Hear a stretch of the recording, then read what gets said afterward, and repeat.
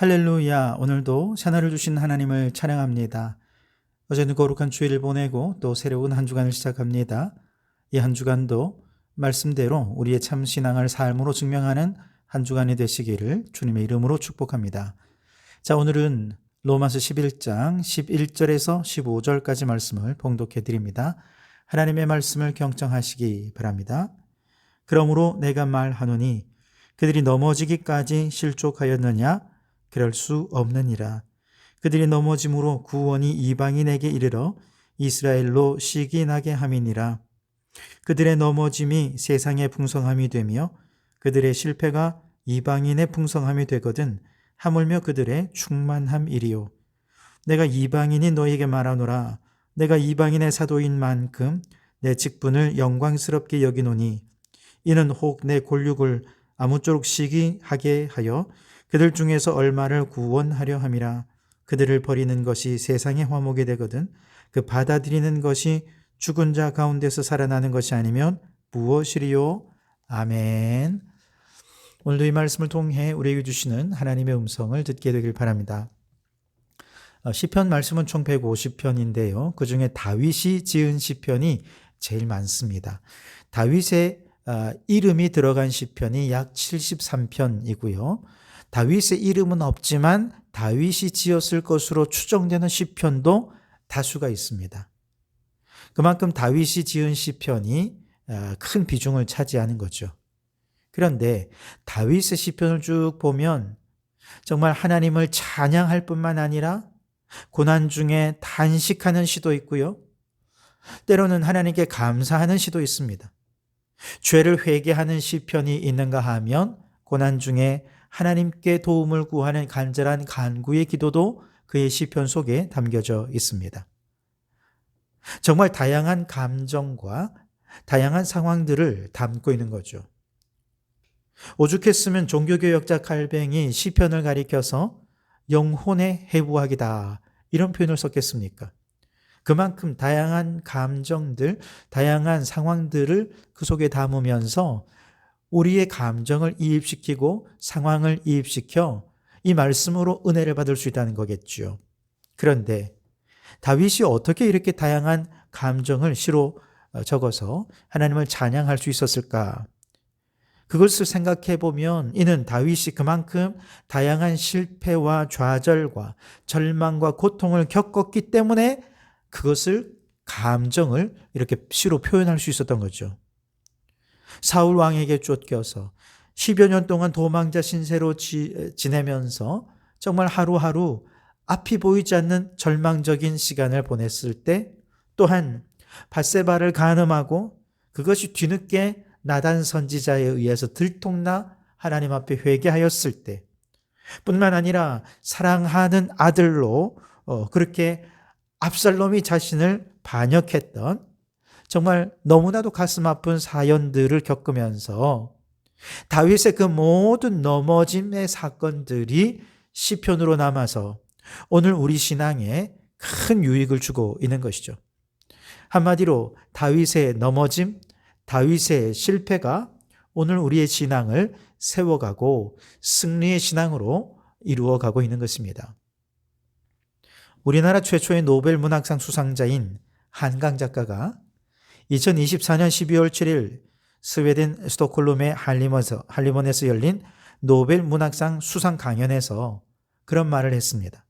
과거가 현재를 구원할 수 있을까? 과거가 현재를 구원할 수 있을까?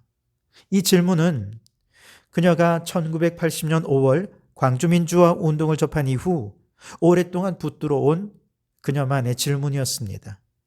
역사의 고통과 과거의 기억이 현재에 어떻게 비추고 현재를 어떻게 변화시킬 수 있는지, 죽은 자의 희생이 오늘 산자의 삶에 어떤 의미를 줄 수 있는지를 그녀는 질문하고 성찰해 왔던 것이죠.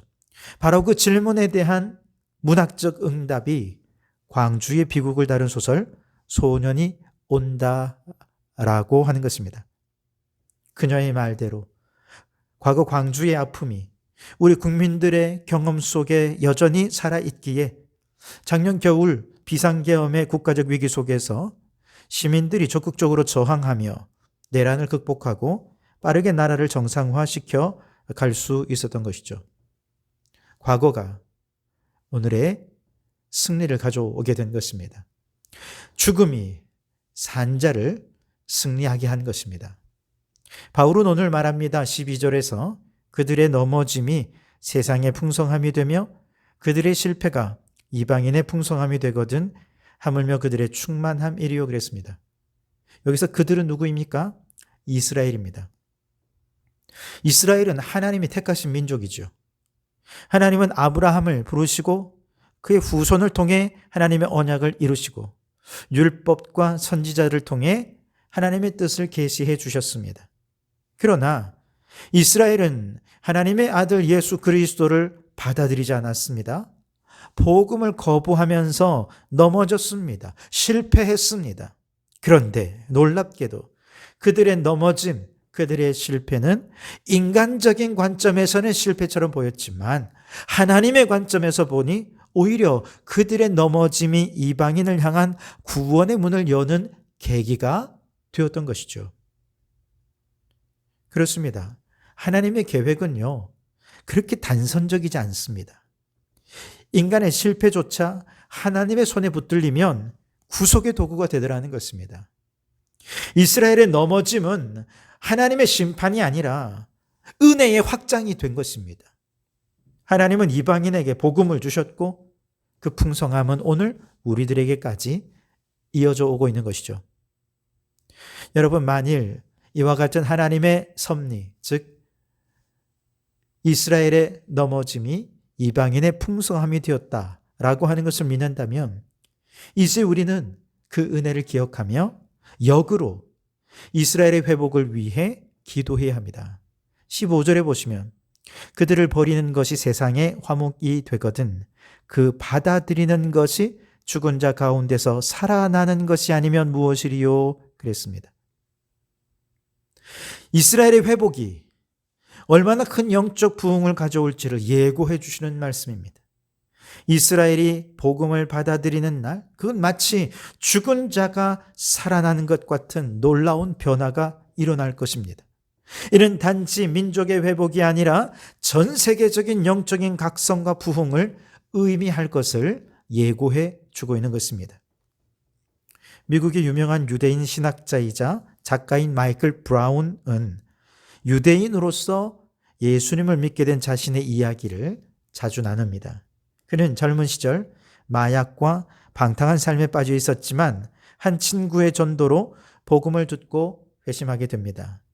그는 처음에는 유대인으로서 예수님을 믿는 것이 유대교에 대한 배신이 아닌가, 그래서 늘 꺼림짐책했습니다. 그런데 성경을 깊이 읽고 묵상하고 연구해 가면서 예수님이야말로 진정한 메시아이심을 확신하게 됩니다.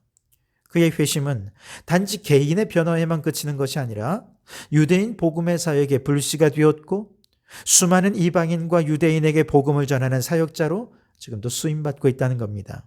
그의 삶은 이스라엘의 넘어짐이 어떻게 이방을 풍성하게 했는지를 보여주고 이제 이방의 풍성함이 유대인들을 살아있게 만드는 증거가 된 것입니다. 이스라엘 전체가 다 완악해졌나요? 그렇진 않습니다. 지금은 비록 이스라엘이 보지 못하고 듣지 못하지만 그 가운데 구원받기로 작정된 자들은 하나님의 때가 될 때 반드시 눈을 뜨게 해주시고 회복시켜 주시고 부흥하게 해 주실 것입니다. 이처럼 하나님께서는 이스라엘이 눈을 뜨고 회복하여 부흥의 날을 보기 위해 먼저 이방인들인 우리들에게 부흥을 주시고 은혜를 주시고 풍성한 능력을 주신 거죠. 그래서 저 유대인들을 샘나게 하시는 겁니다. 11절에 그러므로 내가 말하노니 그들이 넘어지기까지 실족하였느냐? 그럴 수 없느니라. 그들이 넘어짐으로 구원이 이방인에게 이르러 이스라엘로 식이 나게 함이니라. 아멘. 그렇습니다, 여러분. 우리는 하나님의 크신 계획 속에서 이방인으로서 구원받았습니다. 부름받았습니다. 그래서 그 놀라운 은혜를 누리게 된 것이지요. 그러나 이 은혜는 이스라엘의 회복과 더 큰 풍성함을 위한 전초전에 불과하다는 것이죠. 우리는 이스라엘을 향한 하나님의 사랑을 기억하며 그들의 풍성함이 이루어지는 그날을 기대하면서 지금보다 더 부흥하기 위해 기도하고 힘써야 할 것입니다. 우리 안에 하나님의 역사하심과 살아계심을 유대인들에게 보여주어야 합니다. 그래서 이스라엘이 아니 왜 하나님이 우리에게는 일하지 않으시고 저들 가운데는 저렇게 엄청나게 역사하시는 거냐 시기나게 해야 한다는 것입니다. 그래서 이스라엘 사람들조차 유대주의의 낡은 틀을 깨뜨려버리고 하나님이 이제 우리 안에서도 일하여 주십시오.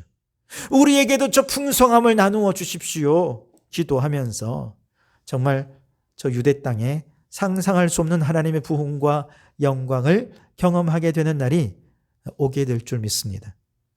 그리고 또한 잊지 말아야 할 것이 있습니다.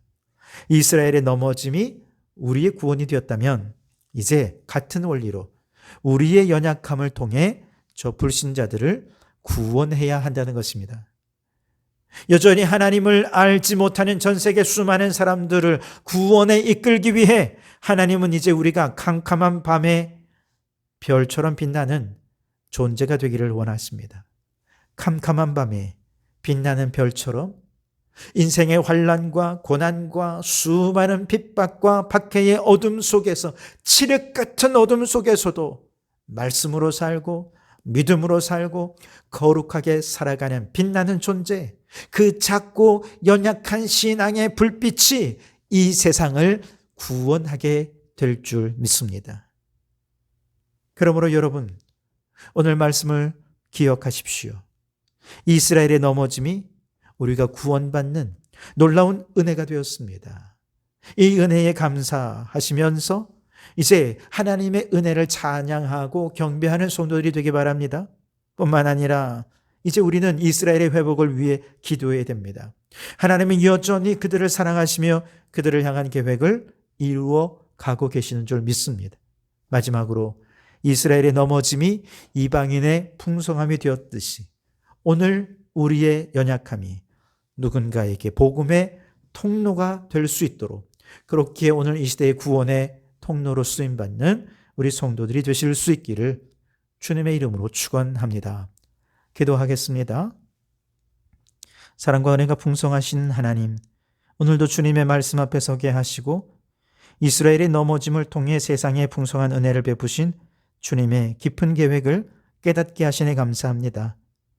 이스라엘의 실패를 통해 이방인인 우리에게 복음의 문을 열어주시고 구원의 은혜를 풍성히 누리게 하신 그 크신 사랑을 찬양합니다. 우리는 자격 없는 자들이었지만 주님의 긍휼로 말미암아 생명의 길에 들어서게 되었고 예수 그리스도의 십자가를 통해 하나님의 자녀가 된 줄 믿습니다. 주여, 이스라엘의 회복을 위한 주님의 계획을 우리가 알게 하시고 그들을 향한 주님의 사랑을 품게 하옵소서.